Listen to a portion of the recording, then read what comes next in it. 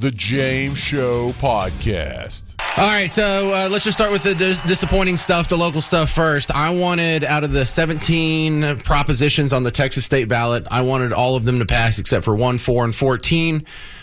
I did not get my wish because all of them passed, including 1, 4, and 14. So I didn't quite get what I hoped for there. Now, a lot of the attention is being placed on our distant neighbors up in New York, and rightfully so. New York City! Because the Mamdani Democrat Socialist experiment is about to begin for a lot of people. I'm trying to tell you, it's not going to be that big of a deal. It's just going to resume what the previous mayor, not the current mayor, the previous mayor, believed the same thing. Bill de Blasio, he was a straight-up socialist as well.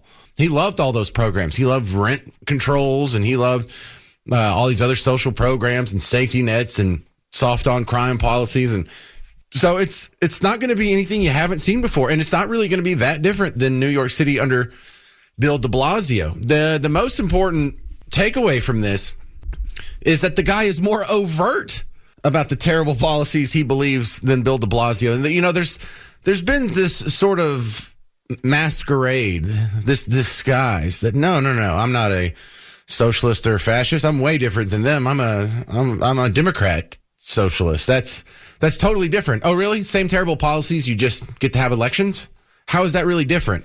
So this is what the philosophical discussion is going to hinge on. This one soundbite from Mamdani's victory speech. We will prove that there is no problem too large for government to solve and no concern too small for it to care about. Okay, so that's number one. Not constitutional. Constitution says in Article 1, Section 8, there's only a handful of things, about 18, maybe 20-something things that government should do. The government should is your answer, is your solution for problems like a system of weights and measures, or coming up with criminal courts and law enforcement, or enforcing rights against violence, fraud, theft, things of that nature. They didn't say anything about healthcare, didn't say anything about education, didn't say anything about food assistance. Somehow that's all been made up in there, but that should frighten you, that no matter what the problem is, Mamdani sees a government solution. In fact, all of our problems, he's going for a government solution. There's nothing too big, nothing too small. So whether, and you see this in practice, they don't admit it openly. They don't say, hey, we want to control every aspect of your life that we possibly can, all the way down to the material in your straw, paper straws. This is the same thing. Look, we don't have any audio of Mussolini, the guy who really founded fascism. And there's been some people on YouTube who've taken a bunch of his quotes and done AI voicings of them. Well, I found an AI that does it in an Italian accent. So this is about as close as we're going to get. This whole thing where everything has a state solution. See if it sounds familiar. All within the state, nothing outside the state, nothing against the state. All within the state, nothing outside the state, nothing against the state. All, everything, big, small, state. That's the left mindset. That's the pro-government mindset. That's the communist, socialist, fascist. They all agree on that. Your solutions are going to be through the state. Not private sector solutions. Not if you're hungry, well, why don't we start a charity, or why don't you go to the nearest church? No, state is the center of their universe. Okay, now that you've heard that, Scott Jennings at a table, the other guy you're going to hear is Van Jones on CNN last night after Mamdani did his little victory speech there. Scott Jennings referenced that clip, and he nailed it. He missed an opportunity to open himself up tonight, and I think that will probably cost him going forward. Scott? Oh, are you saying he wasn't the unifying voice of a generation that you predicted mere moments ago? Axe, where was the man that you predicted would not slice and dice the? Look, guys, he started his speech by quoting Eugene Debs, who ran for president of the United States 5 times as the Socialist Party of America candidate. He repeatedly attacked people in this. No, I know my socialists. I keep a close eye on them. I work here. So here's the thing. He went after everybody that he thinks is a problem. People who own things, people who have businesses. He said an interesting quote: no problem too large for government to solve, or too small important. And so when you think of the world that way, that every problem, no matter how small or how large, is something for government to do, let me just decipher this for you. Tax increases as far as the eye can see, which means the people who need to provide jobs to the young people that you say need jobs are going to flee as quickly as they possibly can. I think this was a divisive speech, and he clearly sees the world in terms of the people who are oppressing you and the oppressed, and he said the oppressed are now in City Hall. That's beautiful, because for the people who are wanting freedom, they're against kings. They say they're against tyranny. Then why do you want to give power to the state, the tyrants that rule over us? Why do you want to give the people that rule over us the ability to control every aspect of our lives? No problem too big, no problem too small. Whether or not you're driving the right car, whether or not you're using the correct grocery bags, whether or not the Happy Meal has the correct toy in it, whether or not you have a plastic straw. They want to control everything. Are you really a rebel? Are you really against the man if you want to turn over all the power in society to the man? And the other big head scratcher we have is, you may wonder, why is this important? Why do we care about the mayor of New York City? And really, I don't know, but we are certainly talking about this off the air. This is what people ask me about. It's what my dad asked me about. It's what my friends ask me about. Sometimes when I see people I hadn't seen for years, we'll hang out for an evening and this will come up. And I think one of the parts about this that baffles us so much, that makes it so interesting, is we just don't understand how people can vote for someone who says they're a socialist. Like, after you saw socialists and people saying these things, people promising equality and free food and free housing for all and free universal health care, they just murdered 100 million of their own citizens in the 20th century alone. No big deal. Why do people keep voting for this failed economic system, these failed economic policies that have already driven New York into some conditions that it's griping about now? Oh, God, look how expensive housing is in New York City. Oh, yeah, don't y'all already have rent controls? That didn't fix it? Don't y'all already tax the rich and spread the wealth so everything's more affordable? Oh, it's not working? So what do? You vote for it even harder. So there's two schools of thought in the Team Blue voting base. There's the true believers and there's the useful idiots. There's the true believers, the people that probably are actually socialists, that like, economically speaking, they've probably read something or done some sort of studying, and they are trying to implement socialism. The useful idiots are the people who are emotionally voting. They're voting because, well, my body, my choice, or Team Red is racist, or Team Red bigot, Team Red homophobe, Team Red xenophobe, Team Red Islamophobe. They're voting off of these emotional triggers here. And there's no real depth of why they're voting. They just know that the other guy's bad. So in Man on the Street Audio, I found a couple of good examples. Here's what I think. I think these people might be true believers. The influencer is Nate Friedman on the street. I know he's controversial for some. They're saying that it'll force millionaires to go out of the city and they're paying the majority of the tax. What do you say to those people? I think that's baloney. Okay. I think millionaires tend to not pay taxes, don't they? They tend to avoid paying taxes that perhaps you or I could not successfully do. And what about the government-run grocery stores? Do you think that that's a model that could work? Yes. And I think there's too many hungry people and too many potatoes here that are $5 a pound. Yeah. Stop the day. Lower the price. There's too many potatoes that are $5 a pound. Lady, do you go grocery shopping? I mean, I've been to New York City and prices are inflated, but $5 a pound for potatoes? You can get a sack, like a 5-pound sack for $3 at this Tom Thumb around the corner, and this is the expensive part of Dallas. But anyway, just to back it up, not to nitpick on our, produce price estimates. I'm not Bob Barker. They're sitting the price is right. Let's back up a little bit to so you think the government-run grocery stores are a good idea? She says, yeah. And then she says, we have too many hungry people. That is brain dead, no critical thinking, unscientific reasoning there. And if you don't know what I'm talking about, the actual scientific logical answer to that would be, yes, here is where they have been tried, and this was the result. Or, yes, look at what happened when we tried them here. They've actually been a huge success when we tried them here, there, and there. But there's no examples of that. Have you heard of Jubilee Food Mart? You probably haven't unless you're listening in the Waco area. This was something that came about when this was like 10 years ago. I feel like I'm 100.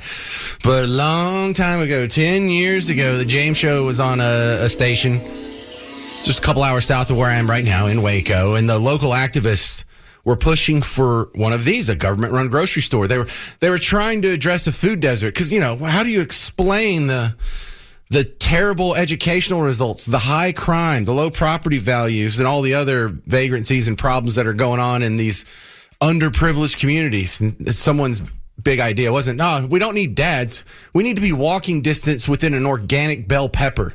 Yeah, that's what we need. That'll solve our problem. So they'll just try everything but dads. And one of them, government-run grocery stores. It already went out of business, by the way. They've got the government funding.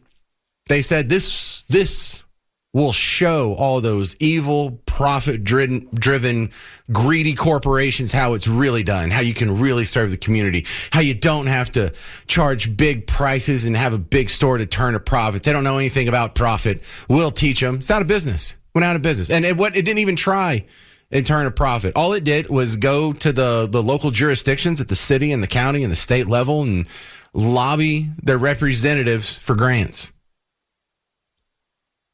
If public-run grocery stores were a success, wouldn't you have an example that you can point to? Anyway, let me continue with this voter lady and her husband. Is there anything else about Zoran that gets you excited about him? I'm excited that he gets young people excited, and I'm excited to see people standing in line, hopefully, to vote. I'm excited that he gets other people excited. Is there a more shallow explanation for that? No. So either she has no idea what she's going on, or she's probably hiding her true intentions. She's probably smart enough to not say, oh, man, I'm a socialist, and I'm glad to see another socialist in there. Give all those capitalist pigs, what's coming to them. I don't know. Is she a true believer or a useful idiot? Or something new. And last thing, the number one comment I get on some of my videos is that socialism doesn't work. It's been tried many times. Why do you think it'll work? This isn't socialism he's talking about, social democracy. Government should work to encourage people to thrive and be successful. Everybody thrive. It shouldn't be a matter of it should be equality, not supremacy. It should be a matter of bringing everybody up and not just having a few people with entirely too much money and too much decision. He didn't even say anything. That would be like if you asked me, like, why is your position correct and not your opponent's? Well, we believe in not slapping babies in the face, and we believe in being good people and not double parking and not cutting the cheese in elevators. He just lists off a bunch of stuff that has nothing to do with politics or the way he's going to govern or statecraft or policy or success stories. No, we just it's totally different because we're the good people and they're the bad people. Yeah, that's it. This is Robert and Crum. You're on WBAP. Yeah, how you doing, sir? Hey, I tend to panic. So, listen, I'm from Brooklyn. I left in the military. I went to California in 85 for 40 years. I'm in Crum now for 3 years. In Brooklyn, one thing they don't talk about is the Chinese people voting. And where I'm from, they own all the stores. And China owns the people. So if they decide to have government-owned stores, China be more than happy to sign them all over to the Communist Party. Yeah, right. Well, also, this is an interesting situation that we have when you allow foreigners to vote. When you allow, and some of them are here legally, some of them are citizens, some of them are non-citizens, but some of them are getting to vote. And look how it's skewing the results. Are you getting better results being this empathetic and being this open and liberal with your voting process? Are you getting good results? Well, we'll see. But we know it's not going to work. Is it, Robert? No. Well, real quick, one more thing. My aunt sold my grandpa's house for $980,000 in Brooklyn. It was a 120-year-old piece of doo-doo, and the Chinese bought it. And I've talked around to different people. The Chinese government will pay a family $1 million at 1% for 100 years to come over and live in that house. So half of those people, all the businesses, they don't own it. China owns it. They just live there. Well, that's a disturbing thought. Thanks for sharing that. The Chinese government bought your parents' old house. Is that what you're saying? my grandpa's Your old grandpa's house. old It was house. hidden. All right. I got to run. The one soundbite that has a pretty smart discussion going is when Mom Donnie, in his victory speech, said there's a government solution for everything. We will prove that there is no problem too large for government to solve and no concern too small for it to care about. Does that sound like a free market capitalist? Does that sound like a limited government constitutional conservative? Does that sound like any of our founding fathers? Or does that sound like the same siren song that wooed the poor people of Venezuela and Cuba and Cambodia and Russia and China and everywhere else that turned into a failed Marxist hellhole? Of course, it's not that different. But how do we get here? How do people not know that that's a dangerous ideology you're chasing? That's the ideology that just turned Venezuela from the richest country in Latin America to the basket case it is today. How do they not know that? Well, they're not really voting on economics. Here's a couple of good examples. Number one, this is a viral video of a man on the street interview. I think this was Nate Friedman again, but I didn't see his face. Who are you voting for mayor? I like Cuomo, but I think Mondani might be pulling the lead a little bit with me. What's your favorite example of socialism that's worked?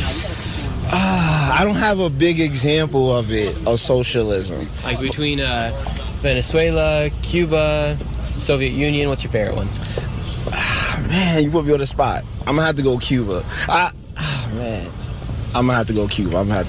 Yeah. Let's go there. It's just so complicated for me. I got so much information in my head, but I'm gonna go with that. Do you think Mondami's the future of the Democratic Party? Oh man, I hope so. Wow.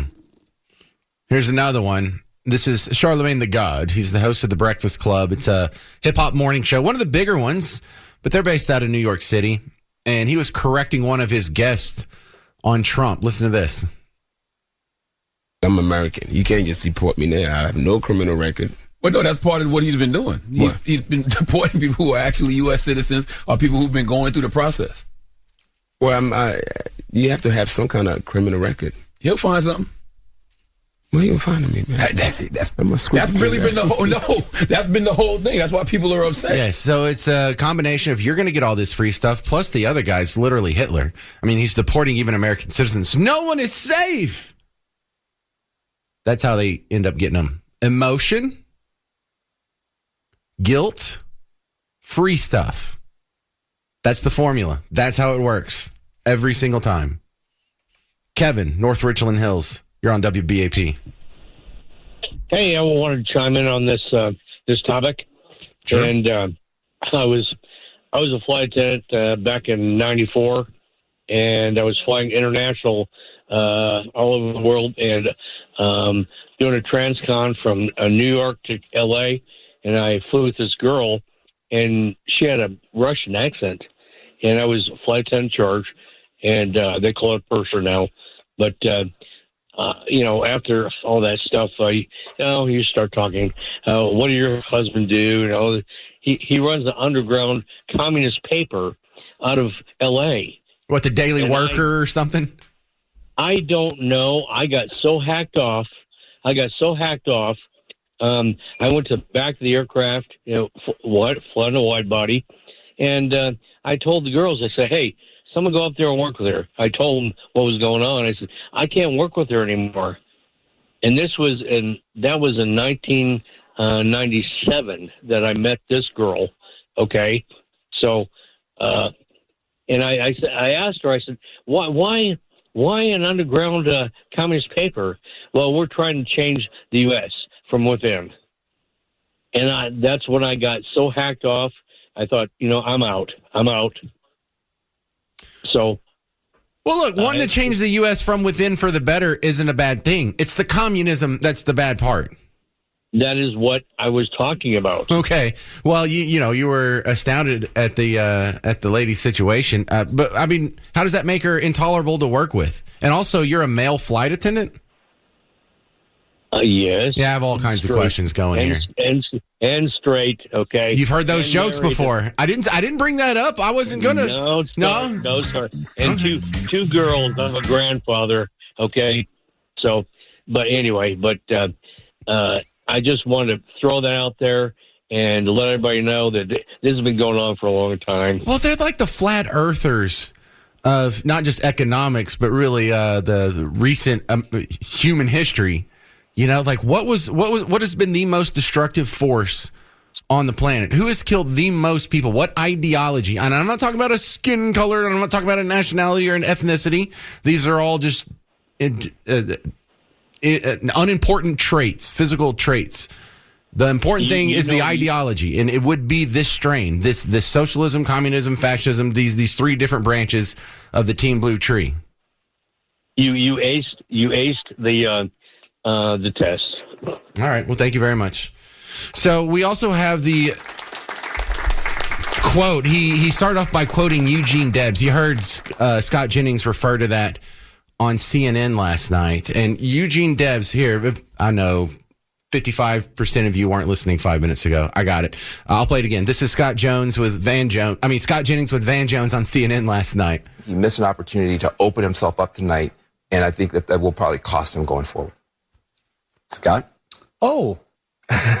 Are you saying he wasn't the unifying voice of a generation that you predicted mere moments ago? Axe, where was the man that you predicted would not slice and dice the other? Look, guys, he started his speech by quoting Eugene Debs, who ran for president of the United States 5 times as the Socialist Party of America candidate. He repeatedly attacked people in this.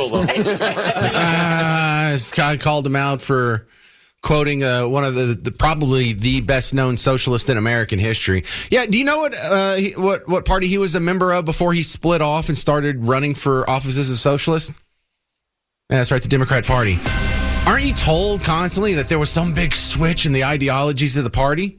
Well, if the Democrat Party were the party of socialists way back then in 1988 through the 20s at least for Eugene Debs' situation here.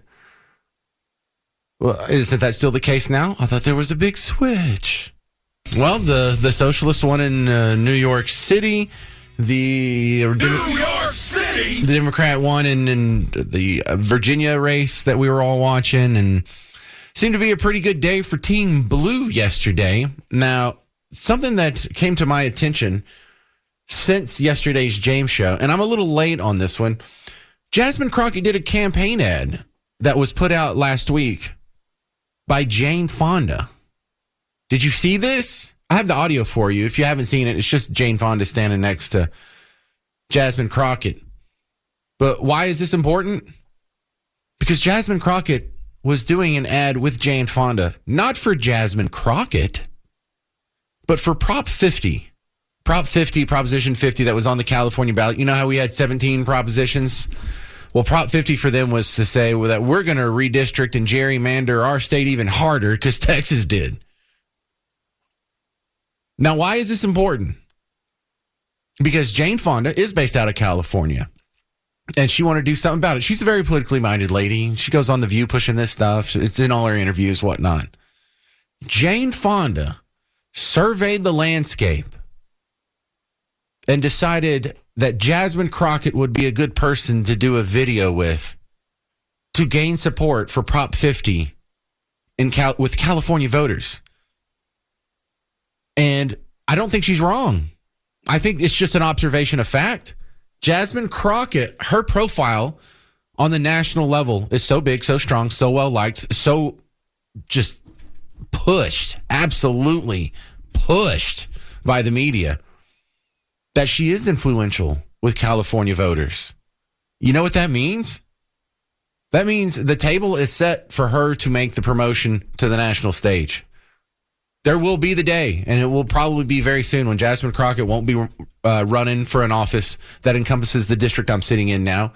She'll either be running for office for the entire state, maybe to run for a Senate seat from Texas, or, dare I say, something even bigger.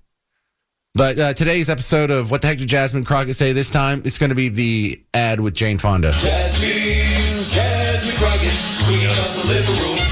Blonde, bad-built, butch body, Governor Hot Wheels, and he is a hot-ass mess, honey. Queen of the liberal. Hi, I'm Jane Fonda, and I'm here with Jasmine Crockett, congresswoman from Texas, and she knows what redistricting, what gerrymandering means.